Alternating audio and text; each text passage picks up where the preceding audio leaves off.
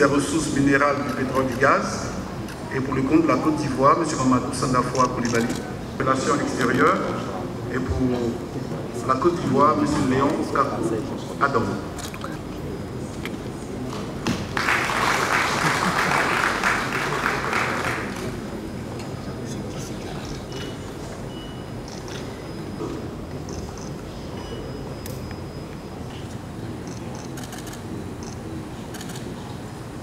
Monsieur le Président Lorenzo, la forte délégation qui vous accompagne, composée bien sûr de membres du gouvernement et d'une cinquantaine d'hommes et de femmes d'affaires, ainsi que Madame la Première Dame d'Angola, témoigne l'intérêt que vous accordez à la coopération et à l'amitié envers le peuple de Côte d'Ivoire et mon pays.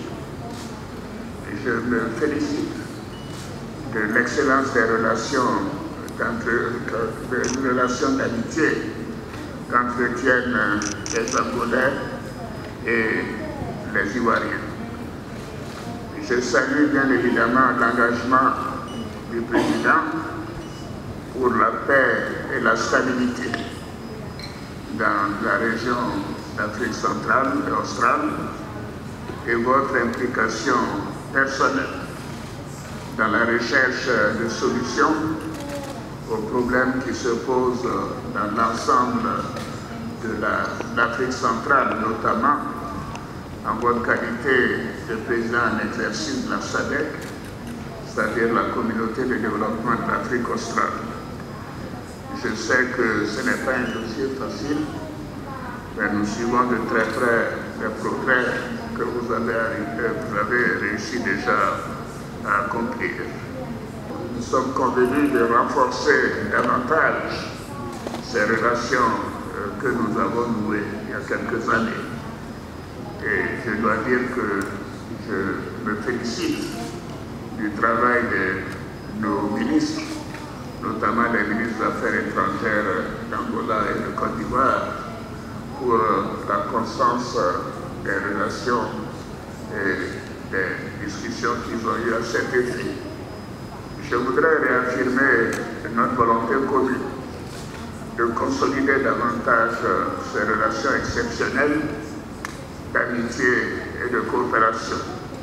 Nous avons également fait un tour d'horizon de l'actualité sur le continent pour constater la situation difficile dans les deux sous-régions dont nous faisons partie en raison de la situation sociopolitique dans de nombreux pays.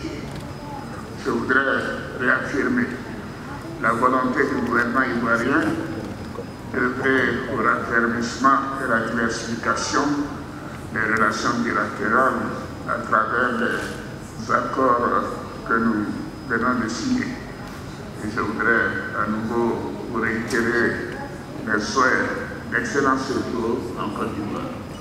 Naquela altura, Angola ter vivido momento muito difícil do conflito armado prolongado, que viria terminar apenas no ano de 2002. Très honoré, comme j'ai eu l'occasion de l'exprimer directement au président à son arrivée ce matin à l'occasion de nos entretiens. Les deux pays ont beaucoup à partager. Monsieur le Président Lorenzo en parlait tout à l'heure. Nous, le domaine agricole, avec l'expérience que nous avons, et l'Angola dans le domaine minier, pétrolier, gazier. Et nous sommes convenus que nous pouvons faire plus.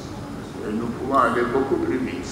Et c'est pour cela que d'abord, il y a eu la mission préparatoire à Luanda qui a permis aux deux gouvernements de sélectionner un certain nombre de domaines où nous pouvons travailler assez rapidement, intensifier nos efforts et nos connaissances. Et évidemment, cette visite officielle est une opportunité de concrétiser tout cela par des accords. Donc je devrais dire que nous sommes très satisfaits Et je voudrais renouveler la gratitude du peuple ivoirien à l'endroit de nos frères et sœurs d'Angola et bien sûr mon frère le président Lorenzo d'avoir pris le temps pour effectuer cette visite, mais elle n'est pas terminée, elle ne fait que commencer.